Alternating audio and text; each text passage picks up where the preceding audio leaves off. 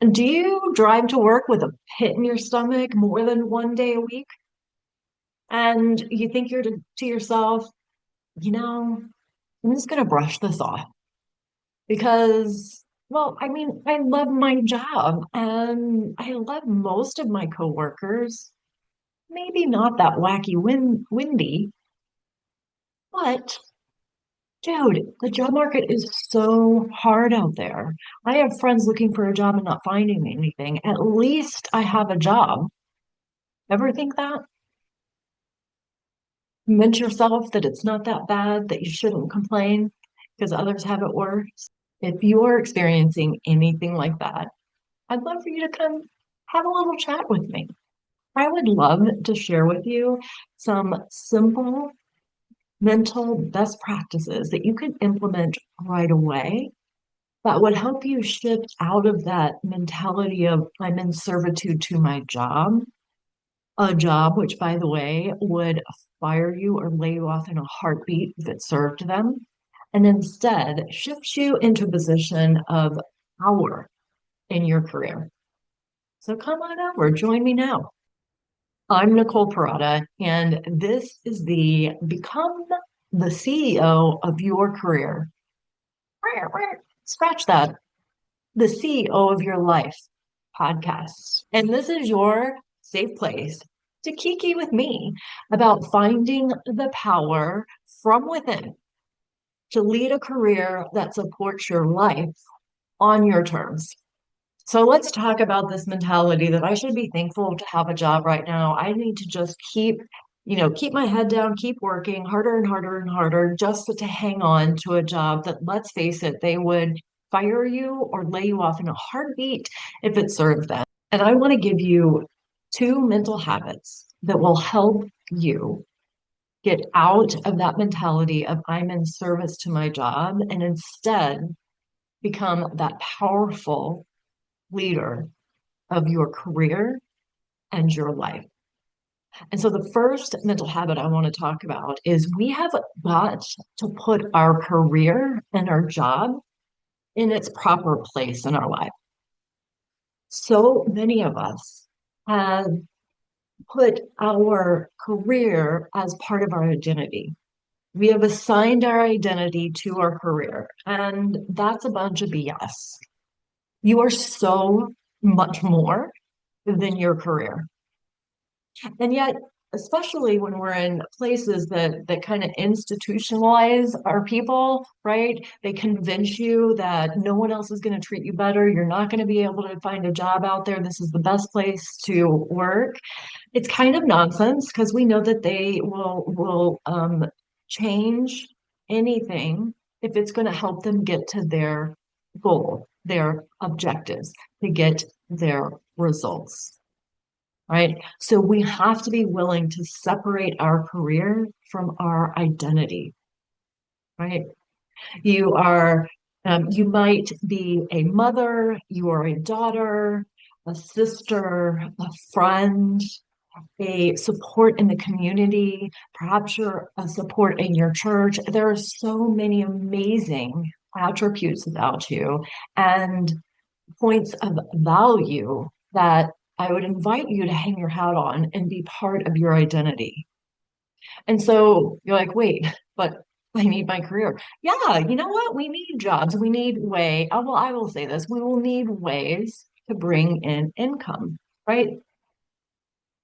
Income is what helps us keep the lights on, right? Keep things going. And if we're good at it and we manage our money really well, then not only we will keep all the lights on, bills paid, we might have, I don't know, we might have enough left over to do fun things like go on vacation or play pickleball or um, go to concerts, whatever floats your boat, whatever brings that smile on your face. Okay. So a career is a part of our life. It is a part of our life. It is not our identity.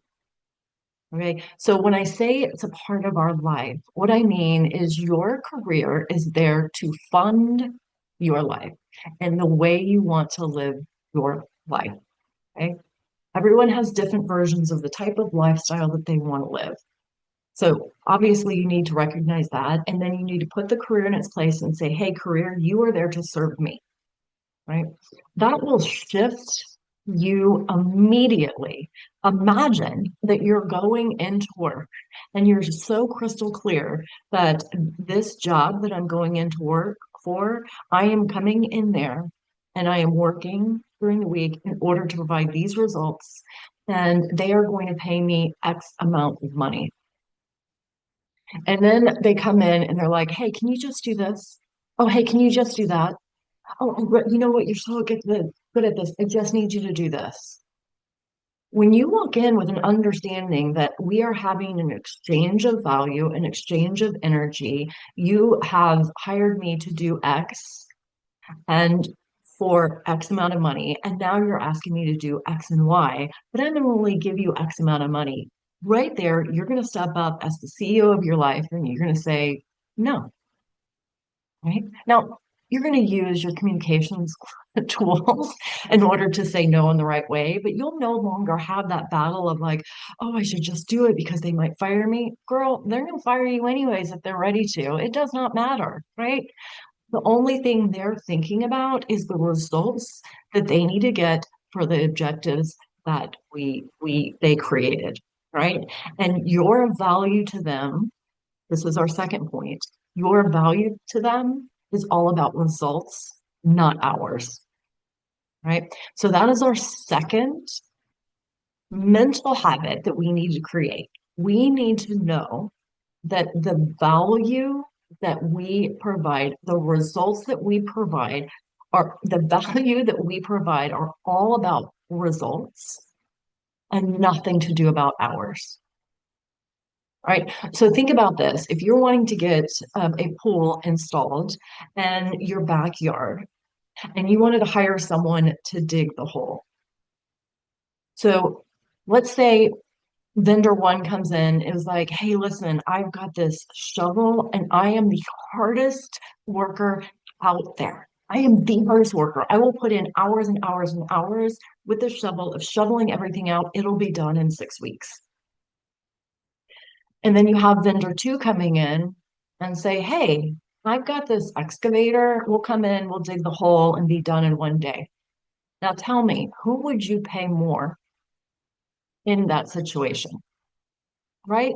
I don't know about you, but I'm paying the dude with the excavator and getting it done in one day because 6 weeks is way too long. And I don't really care if he's like putting the hours in, right? You can put 100, 200, 300, 400 hours. I don't care. I want the results. And that's the same thing that any company is thinking about. So you've got to remember that. Now, you know what happens when we start thinking like that? We, instead of thinking like, I'll just put the extra hours in there, I'm thinking about, oh, well, how can I get to this result faster, right? How can I get to this result more efficiently? How can I engage other people and engage other processes to create this result in a better, faster way, right? So companies are going to ask you for results. It's up to you as a leader within your life and within your career to determine how to do that in the most efficient way.